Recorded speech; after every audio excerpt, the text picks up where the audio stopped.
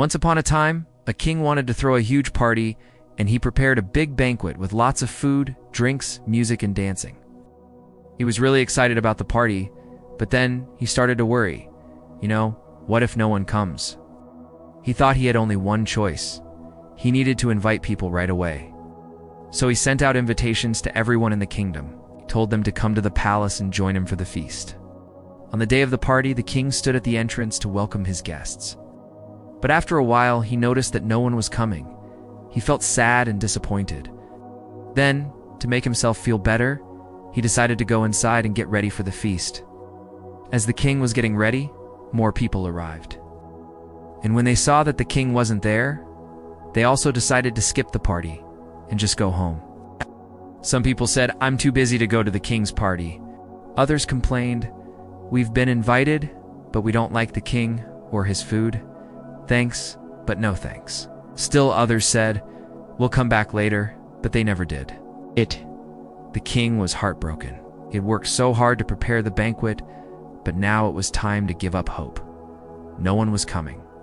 Suddenly, an idea struck him. Maybe he could still enjoy the feast with his friends and family. He quickly sent out new invitations, this time to the poor, the sick, and even strangers who were passing by. Soon, many people from all over the kingdom arrived at the palace. They entered the banquet hall hand in hand and sat down to eat. The king looked around and saw that all kinds of people were there, people from every corner of the kingdom. He was happy because now he would not have to eat alone. Instead, he would have the company of all these new friends. And so the party began. Everyone sang, danced, and talked. There was enough food and drink for everyone, and nobody went hungry or thirsty. When the king walked among the guests, he noticed that everyone was happy and enjoying the feast.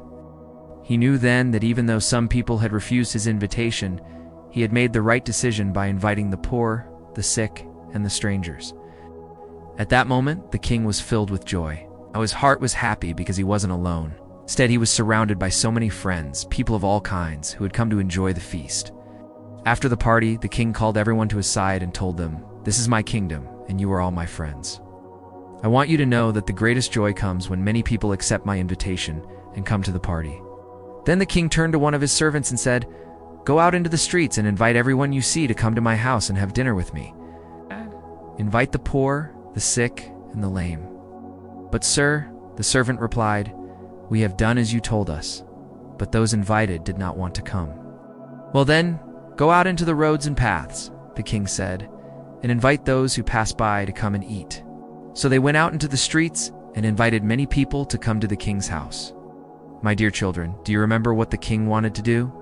He wanted to throw a huge party. Did he achieve it? No, not at first. At first, no one came to his party. What did he do then? He invited poor people, sick people, and strangers, and many people accepted his invitation. Now, my little friends, today we heard a very important lesson from the parable of the Great Banquet. Like the king in the story, Jesus wants us to be generous and welcoming. He wants us to invite others to come to him and accept his invitation with joy. In the parable of the Great Banquet, Jesus invites us to reflect on how we respond to God's invitations. Sometimes God invites us to pray. Do we answer his call? Sometimes God invites us to help others. Do we accept his invitation? Or sometimes God invites us to forgive someone who has hurt us. Do we say yes to God, or do we make excuses and walk away? When God invites us to do something, he wants us to do it with a joyful heart. When we say yes to God, we should feel happy and excited to follow him. But sometimes we can make excuses and refuse God's invitation. We might think that he's asking too much of us, and we might feel afraid or worried or even angry. Just like the guests in the story who refused the king's invitation, we can refuse God's invitation for different reasons. Some people are too busy with their work or school. Others think that they are better than God, or that he doesn't love them. Still, others are simply afraid to say yes to God because they think that he will ask them to do something difficult. But when God invites us to do something, he is counting on us to say yes. He knows that we are sinners and that we need his help to overcome our problems.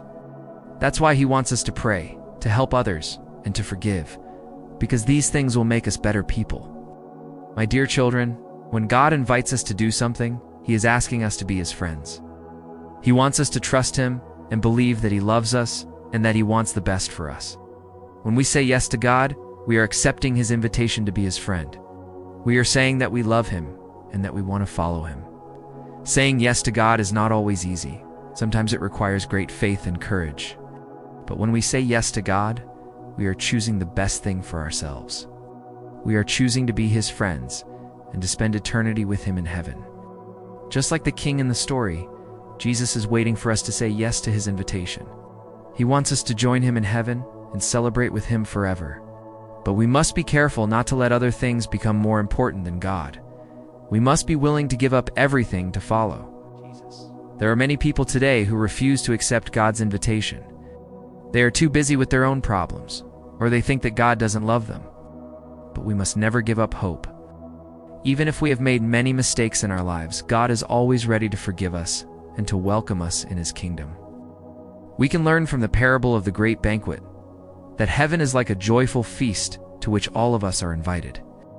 We can also learn that we must always be ready to say yes to God's invitation, and that we should not be afraid to accept His call. Finally, we can remember that when we say yes to God, we are accepting His invitation to be His friends and to spend eternity with Him in heaven. Now let's make a beautiful prayer together. Dear God, help us to always say yes to Your invitation. Give us the strength to follow You with a joyful heart and the courage to accept Your call with enthusiasm. Amen. Thank you, my children, for listening to the parable of the Great Banquet. Remember, heaven is like a big party to which all of us are invited. And Jesus wants us to be ready to say yes to His invitation. Let us keep trying to say yes to God as invitation and to do everything He asks of us with a happy and joyful heart. Until next time, God bless you. Thank you for watching this episode of Catechism for Kids. If you liked this video, please give us a thumbs up and share it with your family and friends. Subscribe now and never miss an episode. We'll see you next time.